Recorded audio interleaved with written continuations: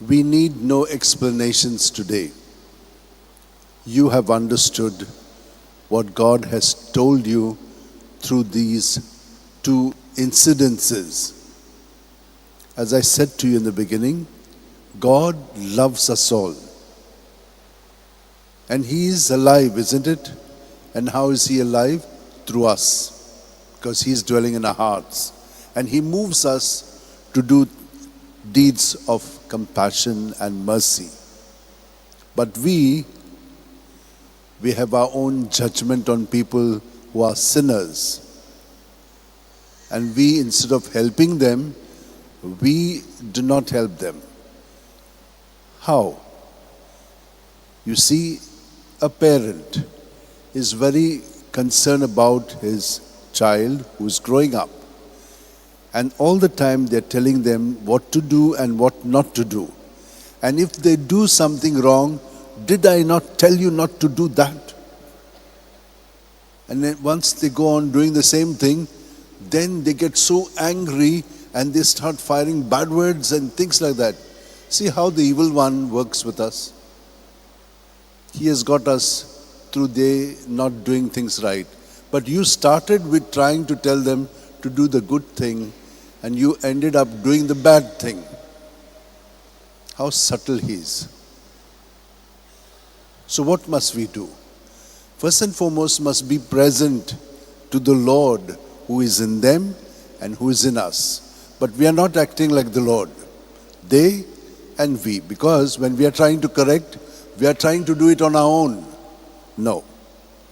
It has to be done with the Lord's help. And that is why He is resurrected and lives in us.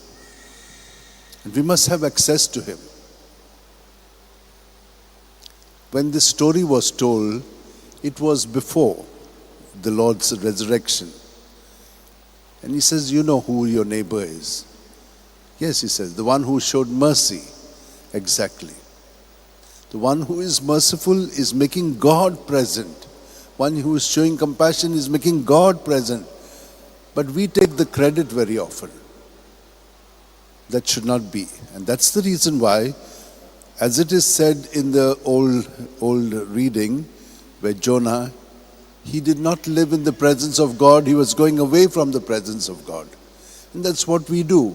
Even in our correction, even in our reaching out, we go away from the Lord and start doing things. That's the reason why we want them to say, you did very well, thank you very much. We're looking for praises. And the other day, the Lord told us, when you have done these, you must not expect anything. Why? Your reward is in heaven. Why are you looking for a reward here? There is joy when Jesus works through us and we cooperate with Him. And that's what the saints have shown us. Today we are celebrating Saint Bruno. He was born in 1030. So in the 11th century. He came from a very aristocratic family from Cologne, which is in Germany. And he was very intelligent. He became a professor. And he was called from Germany, Cologne, he was called to France. And in Reims, that is where he became the topmost man in looking after the educational system there, as well as the theology, philosophy. He was a great theologian and philosopher. And he had wonderful intellectual pupils with him. Then he was given more and more higher roles, and he did not want them. He just gave them up. And he started with a small group of people, and they started, first he went to the Cistercians. They had just started it. But he did not feel that that was the place for him. So they went further to another lonely place and started the this was Cistercians. He started the Carthusians. The Carthusians live in a small cell, each one very independently. And what do? They pray all the time and they study. So they were intellectuals. And from one of his pupils, they called him to be Pope Urban II. So he became Pope. But there were a lot of, things that were happening. Some of the aristocrats also were trying to be bishops and all at that time, and they were not doing a good job because they did not have the compassion of Jesus. They would mess up everything. And so he was the one who helped the Pope afterwards when he came to Rome to rout out all these things. He was sent to Calabria, that is south of Sicily, where he was supposed to be the archbishop. And he says, no, I don't want all these postings.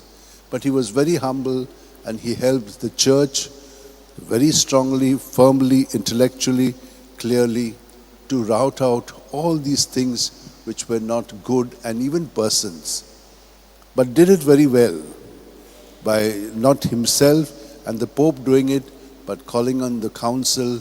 That is how they were able to eliminate an anti-pope whom the emperor had even put up. So there are a lot of confusions. So it was in an intellectual realm that things were happening. Now, my dear sisters and brothers, today also we confront all these things. Look at all these wars that are going on. Wars that are not ending. And who is doing it? The people of God themselves. So what do we need to do? No intervention is possible because all interventions are failing, because there are all ulterior motives. Very difficult situation. The Pope has called us to pray for this situation. And where do we have recourse? Many, many years ago, in 1918 or 17, during that time when Mother Mary appeared in Fatima, she said, pray, pray, pray. Pray the rosary. And I will intercede for Russia, for others. It happened. It changed. But we know that even now, changes don't come so easily. And so let us pray, he says. Pray for the world. When people pray together for the world, it will happen. He only knows in his time, because the other day, we saw yesterday how, the people had to wait. In his time, he will make it happen. Because there is the hardness of heart of people. He has got to take patience, as we see how he did with Jonah, trying to send him to Nineveh. And then the people will repent because he prepares them. Let us hold our hands together, close our eyes. Whatever may have touched you today, just keep it in your mind and heart and let it sink into you so that Jesus in you will help you to be his presence. Each one of us is a cell in his body, and that is how we are living in the New Testament. Let us ask him to lead us and guide us in who we should be in him. Amen.